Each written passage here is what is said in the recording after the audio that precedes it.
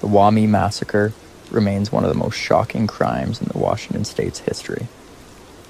It was a carefully planned robbery that turned into a brutal mass murder, leaving 13 people dead and only one survivor.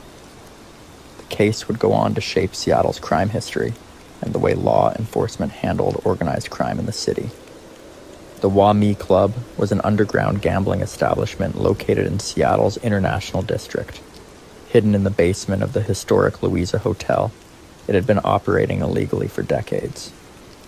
By the early 20th century, the club had become a well-known gathering place for members of the Chinese American community, particularly those involved in the local business and restaurant industries.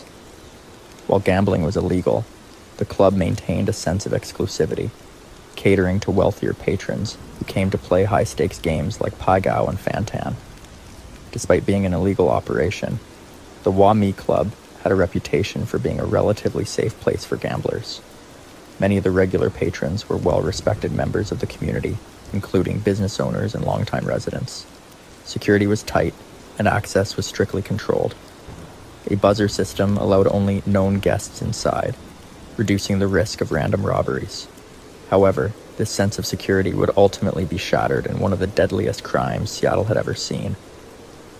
During the early 1980s, Seattle was going through economic and social changes. The city had grown in previous decades, with a thriving business sector and a strong immigrant community. However, the economy had slowed down, and some neighborhoods, including the International District, saw an increase in crime.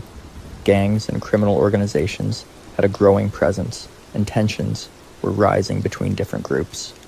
This atmosphere created an environment where crime could thrive, especially in places like the Wami Club, where large amounts of cash changed hands every night. While the club had measures in place to protect its patrons, it had also become a potential target for those looking for a quick and substantial payout. The attack on the Wami Club was not a random act of violence. It was a robbery that had been planned for weeks by three men: Willie Mack, Benjamin Ng, and Tony Ah. Mack was the mastermind, having spent time at the club and knowing how it operated. He was familiar with its layout, its security measures, and the fact that on certain nights, large sums of money were present. Mack had discussed the idea of robbing the club with others before, but it wasn't until he teamed up with Benjamin Ng that the plan began to take shape. Both men had criminal backgrounds, and both had been involved in past violent incidents. They later brought in Tony Ng, a younger associate who would play a role in the crime.